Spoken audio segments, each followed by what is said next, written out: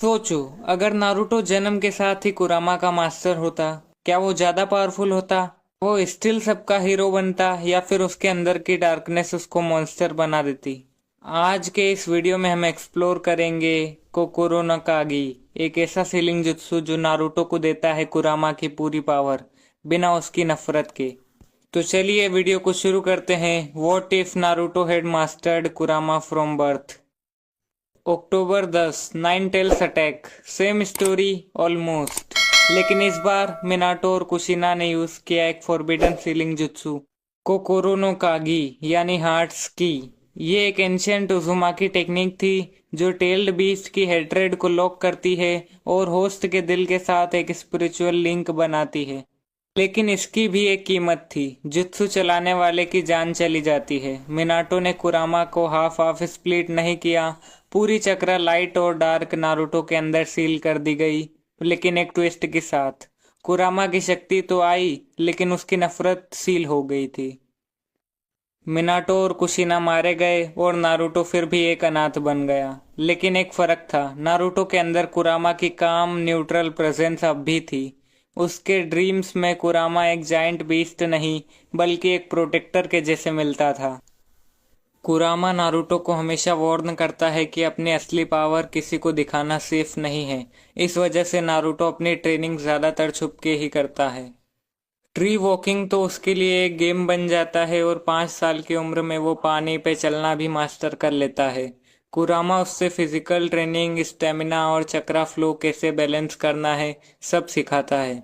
Naruto के अंदर immense चक्रा reserves होते हैं, इसलिए वो पार्शियल टेल्ड बीस्ट क्लॉक बचपन में ही कंट्रोल कर पाता है। इस क्लॉक के साथ उसकी स्पीड और स्ट्रेंथ किसी एडल्ट चुनिन के बराबर हो जाती है। एकेडमी में नारुतो हमेशा टॉप स्कोरर रहता है। वो थ्योरी में तो एवरेज होता है, लेकिन फिजिकल टेस्ट में वो अनबीटेबल बन जाता है। एरुका जैसे टीचर्स उसकी पोटेंशियल को समझने लगते हैं, लेकिन दानजो जैसे लोग उस पर छुप के नजर रखने लगते हैं। ग्रेजुएशन के समय मिजुकी का ट्रैप ओरिजिनल जैसा सेट होता है, लेकिन यहाँ एक बड़ा फर्क आता है। जब नारुतो स्क्रोल ऑफ सील्स खोलता है, कुरामा उसे सबसे पहले मल्टीपल शेडो क्लोन टेक्निक पर फोकस करने के लिए कहता है। नारुतो एक ही रात में इस जित्सु को मास्टर कर लेता है और अपने चक्रा पुल की वजह से एक साथ हजारों क्लोन बना सकता है, बिना थके। मिजुकी के अटैक के वक्त Naruto partial tailed beast clock के साथ एक तेजी भरा पंच लगाता है जो मिजुकी को दूर उड़ा देता है। इरुका सेंसे सब देख लेते हैं और वो शॉक हो जाते हैं, लेकिन शॉक के साथ साथ उनके दिल में एडमायरेशन भी होती है नारुतो के लिए। Naruto officially top of the class graduate बन जाता है। टीम 7 का फॉर्मेशन होता है। बेल टेस्ट में नारुतो आसानी से ककाशी से बेल छीन लेता है। ककाशी पहले मिशन में ही नारुतो की रो पावर को नोटिस करता है। लैंड ऑफ वेव्स में जब जाबुजा और हाकू का एनकाउंटर होता है, नारुतो की स्पीड और रिफ्लेक्सेस हाकू के आइस मिरर्स को तोड़ने के लिए काफी होते हैं। जाबुजा की लास्ट फाइट में नारुतो और सास्के दोनों मिलकर लड़ते हैं, लेकिन क्लियरली नारुतो ज्यादा पावरफुल होता है और इसी वजह से सास्के के अंदर एक जलन पैदा होती है नारुतो के लिए। चूनिन एग्जाम्स शुरू होते हैं। फॉरेस्ट ऑफ डेथ में ओरोचिमारू सास्के को टारगेट करता है, लेकिन कुरामा नारुतो को तुरंत वार्न करता है। Naruto instantly two tail cloak form में जाता है और ओरोचिमारू को स्ट्राइक कर देता है। ओरोचिमारू समझ जाता है कि नारुतो एक बहुत ही पावरफुल शिनोबी है और वो वहां से भाग जाता है। इस बार किसी को कर्स मार्क नहीं मिलता। प्रीलिम मैचेस में नारुतो कीबा को सेकेंड्स में डिफीट कर देता है और नेजी के साथ फाइट में नारुतो अपने चक्रा आर्म्स को यूज करके उसके ब्याकुगान ब्लाइंड स्पोर्ट्स को अटैक करता है। पब्लिक के सामने वो एक अनस्टॉपेबल फोर्स बन जाता है, लेकिन जैसे ही गारा का मैच स्टार्ट होने वाला था, सब कुछ बदल गया। ओरोचिमारू अपना बड़ा प्लान एग्जीक्यूट कर चुका था, कोनोहा को क्रश करने का। सैंड और साउंड शिनोबी ने मिलकर विलेज को अटैक कर दिया और इस सब के बीच गारा अपने शुकाकू फॉर्म में ट्रांसफॉर्म होने लगा। नारुतो और गारा के बीच एक और जोरदार बैटल होती है। नारुतो ने अपना फुल कुरामा क्लॉक निकालकर गारा के हाफ ट्रांसफॉर्म्ड शुकाकू को डोमिनेट कर दिया। हर पंच के साथ कुरामा चक्रा से पावर्ड राशेंगान ब्लास्ट गारा के सैंड आर्मर को तोड़ रहे थे। इस फाइट के बाद गारा का हार्ट चेंज होता है। वो नारुतो को एक राइवल और दोस्त दोनों मान लेता है। तो गाइस, आगे की कहानी बताने से पहले मैं आपको बताना चाहता हूँ कि ये एक नया चैनल है और मुझे आपके सपोर्ट की बहुत ज़रूरत है। और अगर आपने अभी तक इस वीडियो को देखा है और अगर आपको ये वीडियो पसंद आई हो तो प्लीज़ इस वीडियो को लाइक करके चैनल को सब्सक्राइब कर देना। और हाँ, आप कमेंट भी कर सकते हो, मैं इस वीडियो के हर एक कमेंट का रिप्लाई ज़रूर करूँगा। तो जल्दी से इस वीडियो को लाइक करके चैनल को सब्सक्राइब कर दो और एक प्यारा सा कमेंट कर दो। बढ़ते हैं वीडियो की तरफ। तो गाइस, अभी तक हमने नारुतो के बारे में बात की है, अब हम बात करेंगे सास्के की।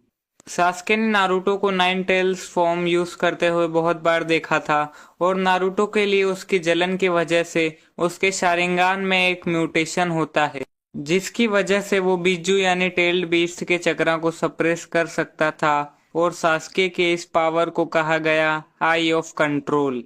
आई ऑफ कंट्रोल की एक और खासियत थी, वो किसी भी अपोनेंट के चक्रा को डिसरप्ट कर देता था और इसी आई ऑफ कंट्रोल की वजह से सास्के बहुत ही पावरफुल बन चुका था। जब हिरुज़ेन और ओरोचिमारू आमने सामने आए तो नारुतो और सास्के भी बैटल के बीच में कूद पड़े, लेकिन इस बार एक डिफरेंस था। नारुतो ने कुरामा का पूरा पावर कंट्रोल में ले लिया था और सास्के ने अपनी आई ऑफ कंट्रोल के फर्स्ट स्टेज को एक्टिवेट करना सीख लिया था। हिरुज़ेन अपने एन्मा को सम्मन करके ओरोचिमारू को रोकता है, लेकिन नारुतो भी फाइट के बीच में आ जाता है कुरामा क्लॉक के साथ। वो ओरोचिमारू के स्नैक्स को क्रश कर देता है।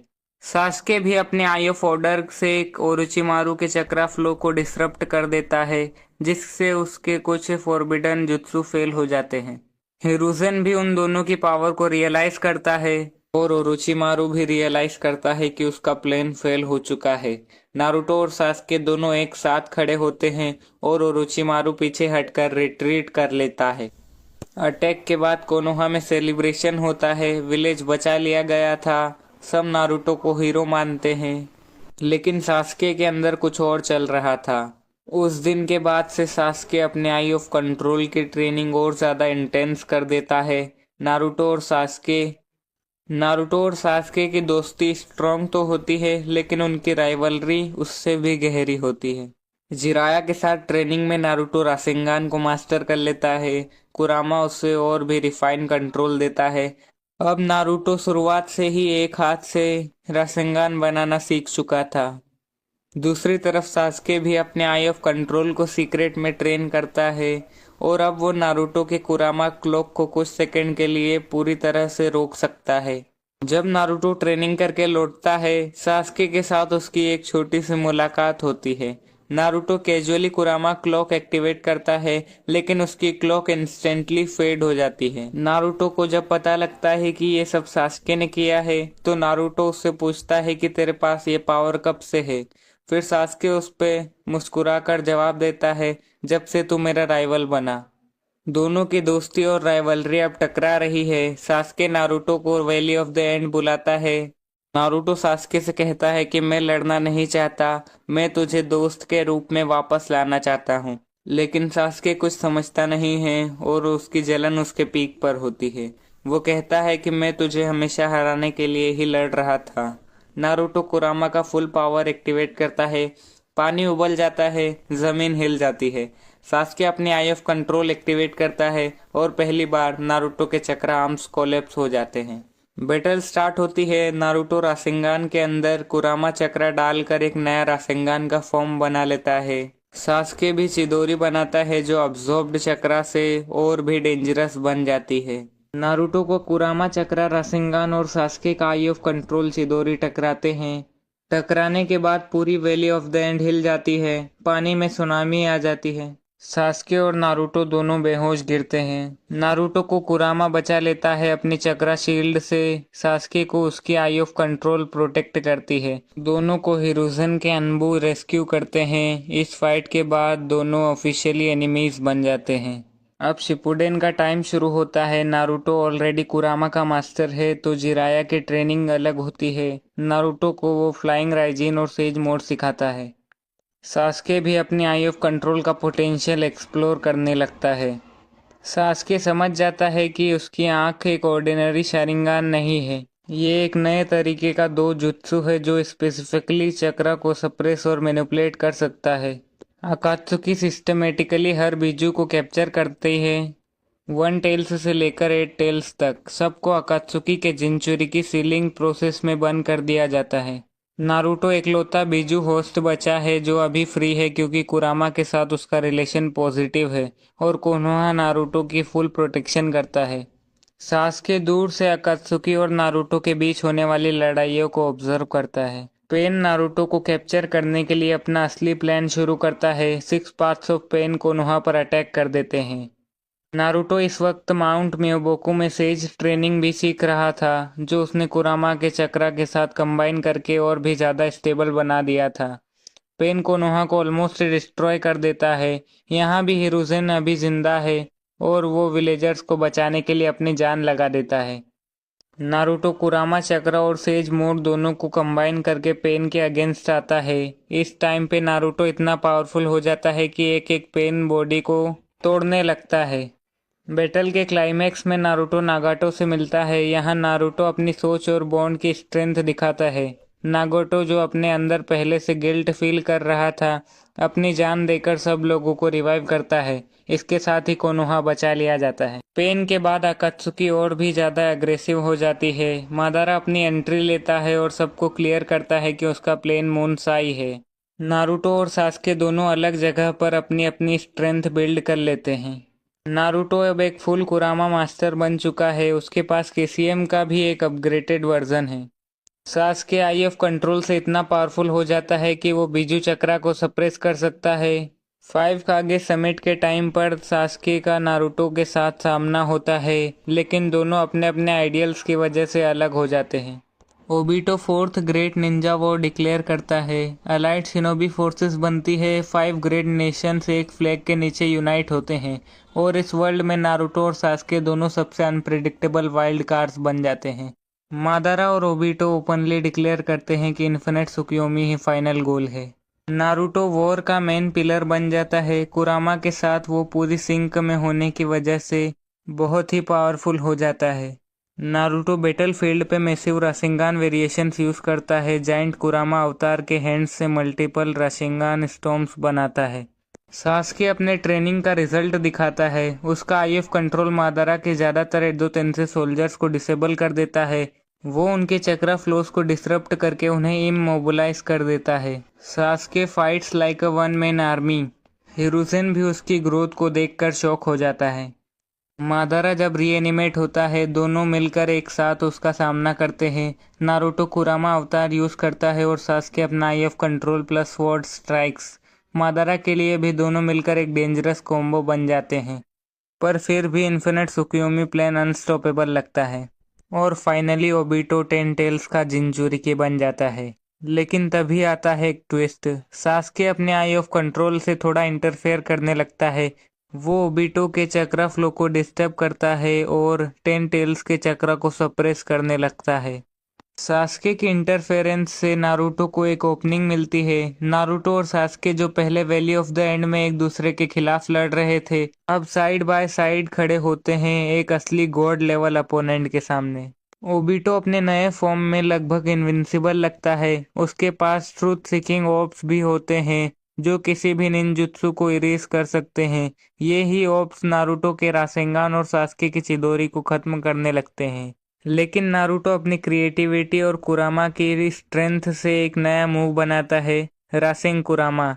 एक फ्यूजन अटैक जिसमें नारुतो का चक्रा, कुरामा का चक्रा और सेज चक्रा सभी कॉम्पैक्ट होकर रासेंगान में बन जाते हैं। सास्के भी अपनी आई ऑफ कंट्रोल का फुल इस्तेमाल करके ओबिटो के 10 टेल्स चक्रा को ओवर स्ट्रेन कर देता है। ओबिटो का कंट्रोल वीक होता है और उसका बॉडी अनस्टेबल होने लगता है और इवेंचुअली नारुतो अपना टॉक नो जुत्सु यूज करके ओबिटो को मना लेता है। ओरिजिनल स्टोरी जैसे ही ब्लैक जत्सु मादारा को बिट्रे करके कागुया को सम्मन करता है। अब नारुतो और सास्के के सामने सबसे बड़ा चैलेंज आता है। नारुतो के पास कुरामा की पूरी शक्ति थी और सास्के के पास अपना आई ऑफ कंट्रोल था जो उसने खुद की ट्रेनिंग से परफेक्ट किया था। दोनों को लगता था कि वो कुछ भी फेस कर सकते हैं लेकिन कागुया सच में बहुत ज़्यादा और पावर्ड थी। सास्के को महसूस होता है कि आई ऑफ कंट्रोल कागुया के सामने कुछ भी नहीं है क्योंकि कागुया का चक्रा बिजू चक्रा से बहुत ही ज़्यादा पावरफुल है। कुरामा भी नारुतो को कागुया की असली पावर के खिलाफ वार्न करता है। कागुया की सबसे खतरनाक पावर थी उसकी डायमेंशन शिफ्ट करने की पावर, और वह नारुतो और सास्के को अलग अलग डायमेंशंस में भेज देती है। नारुतो और सास्के को समझ आता है कि ये बैटल सिर्फ पावर की नहीं है, क्योंकि इसे पावर से जीत पाना इम्पॉसिबल है।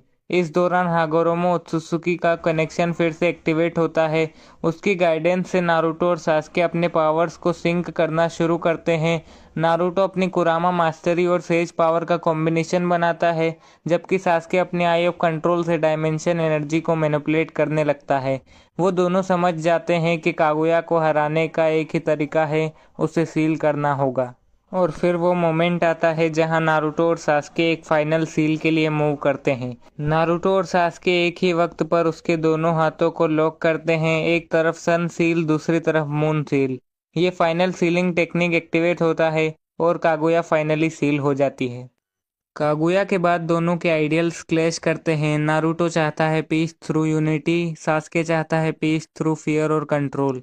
वैली ऑफ द एंड पर एक फाइनल रिमैच होता है और इनकी बैटल एंड होती है एक ड्रॉ पर, और इस फाइट के बाद नारुतो को बना जाता है होकागे।